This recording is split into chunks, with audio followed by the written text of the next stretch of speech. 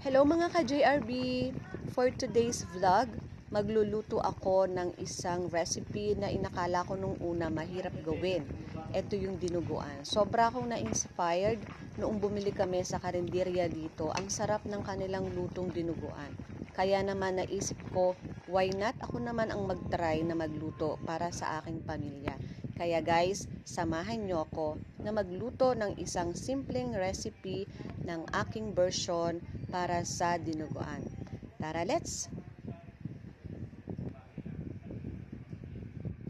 Hinugasan ko muna ang karne natin guys para mamaya dire-diretso na po tayo sa ating pagluluto. Sinunod ko na rin dito yung paghuhugas ng ating isang taling mustasa at kasabay na rin ito o kasunod naman ito yung pagsasala natin ng dugo.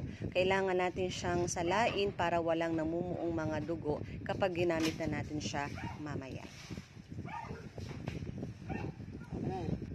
Ito na guys yung ating mga sangkap. Handa na po siya para mamaya sa ating pagsasalang ng ating dinuguan. Patis, sa ating pampaalat or pampalasa, sibuyas, paminta, siling haba, 3 piraso lang po, pork cubes, at saka ang ating bawang at ang ating kasim. Halagang 100 piso lang po yan kasi low budget po tayo. Gusto lang talaga nating magluto ng dinuguan.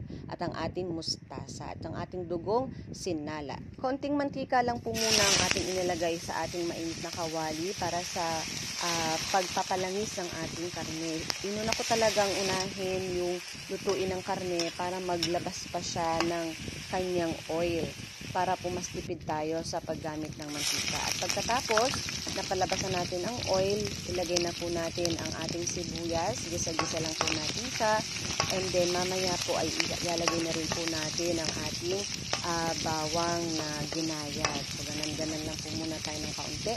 And then, eto na, isunod na natin ang ating bawang. Mix-mix lang po natin yan, gisa-gisa lang po hanggang sa lumabas na po yung kanyang aroma o yung kanyang lasa po niya sa ating niluluto. Naglagay na rin tayo dyan ng tubig. Konti lang po muna natin nilagay para mas makalambot pa natin ang karne. Plus, isunod na rin po natin yung ating pampaalat na patis. Nagdagdag po ako ng tubig dyan kasi parang nakukulangan po ako. At nang medyo malambot na po ang ating karne, ay isinunod na po natin ang ating dugo ng baboy. Dito po habang ating nilalagay ng unti-unti, ay ihahaluin po natin siya ng tuloy-tuloy para hindi po mamuo yung ating dugo ng baboy. Para mas maging maganda po siya sa ating dinuguan. So, halo-halo lang po tayo dyan guys. Yan. So, tuloy-tuloy lang po tayo guys sa paghahalo para wala talaga siyang mabuong dugo. Hanggang sa unti-unti makikita natin yung pagbabago ng kulay niya. Ayan guys, kapag ganito na siya, pwede na tayong maglagay ng ating suka. So, konti lang muna nilagay ko, depende na po yan sa ating timpla. Huwag po nating hahaluin guys after na maglagay tayo ng suka. So, kinoveran ko lang po siya and then kapag alam ko medyo okay na pa rin siya ay nilagyan ko na ng paminta. Tapos, pwede na po natin yung timplahan ayon sa ating kagustuhang lasa.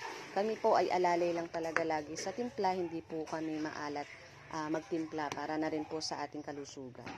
Nag-add lang po ako dyan ng konting asin kasi parang natatabangan naman po ako ng sobra. And then, huwag po natin kalimutan na titikman po yan once in a while para alam po natin kung ano yung lasa na ng ating niluluto. Nilagay ko na rin po dyan yung ating 3 siling haba kasi parang sa akin ay okay na ang lasa. Tapos sinunod ko na rin po ang ating mustasa at hayaan lang po natin siyang lumambot. Ayan, so konti na lang po yan, mga ilang minuto na lang ay pwede na po siyang ihayin. At eto na nga guys, ready to serve na ang ating dinuguan. Sobra akong na-excite dito kasi ang sarap talaga. Thank you for watching!